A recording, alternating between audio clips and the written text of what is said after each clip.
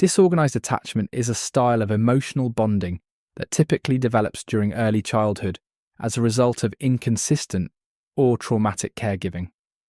Unlike other attachment styles, which are characterized by predictable patterns of interaction with caregivers, disorganized attachment combines elements of both anxious and avoidant behaviors.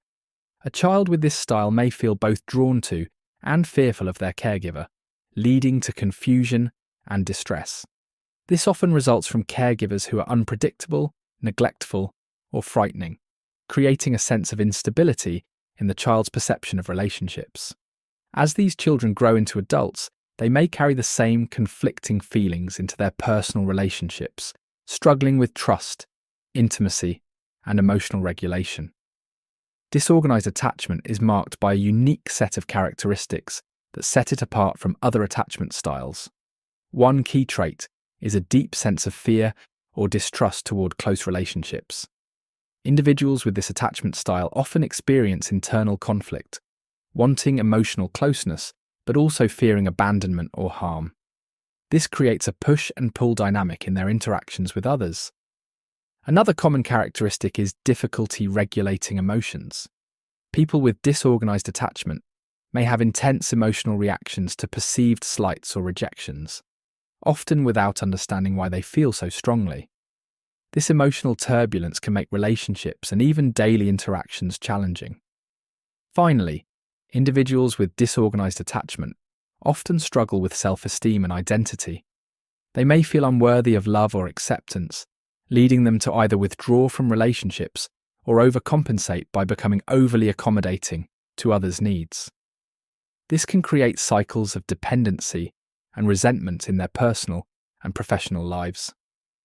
Now let's look at some examples of how disorganized attachment manifests in everyday life. Imagine a young child who has a caregiver that alternates between affection and harsh discipline. This child might cry out for comfort after falling, but then hesitate to approach the caregiver, unsure of whether they will be soothed or scolded. The resulting confusion leaves the child unsure of how to seek or accept support. In adulthood, this might translate to someone constantly second-guessing their partner's intentions in a romantic relationship. For example, they might feel elated when their partner shows affection, but become suspicious of ulterior motives shortly after. This constant cycling between trust and doubt can strain even the strongest relationships. Now let's look at some strengths of disorganized attachment. While this attachment style is often viewed negatively, individuals with disorganized attachment can develop a heightened sense of empathy. Their experiences of emotional turbulence often make them deeply attuned to others' feelings and struggles. This can lead to strong connections with those who understand and support them. Another potential strength is resilience. Because they have often had to navigate difficult and unpredictable relationships, people with disorganized attachment may develop problem-solving skills and a strong ability to adapt to challenging situations. This resilience can serve them well in both personal and professional settings. However, disorganized attachment is not without its challenges. One significant weakness is difficulty maintaining healthy relationships. The internal conflict between wanting closeness and fearing rejection can make it hard to form stable, lasting connections. This can lead to loneliness and isolation over time.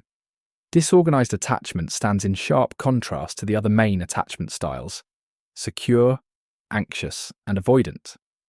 Secure attachment is characterized by trust, comfort with intimacy, and a healthy balance between independence and connection. People with secure attachment styles generally feel confident in their relationships and are better equipped to handle conflict constructively. This differs significantly from the fear and mistrust seen in disorganized attachment. Anxious attachment, while sharing some similarities with disorganized attachment, is more focused on a fear of abandonment and a constant need for reassurance. Unlike disorganized attachment, anxious attachment does not typically involve the same level of internal conflict or fear of harm from close relationships. Avoidant attachment, on the other hand, is characterized by a desire to maintain independence and distance in relationships. While individuals with disorganized attachment may also struggle with intimacy, Their avoidance is usually driven by fear and confusion rather than a deliberate preference for independence. This distinction highlights the unique blend of behaviours and emotions found in disorganized attachment.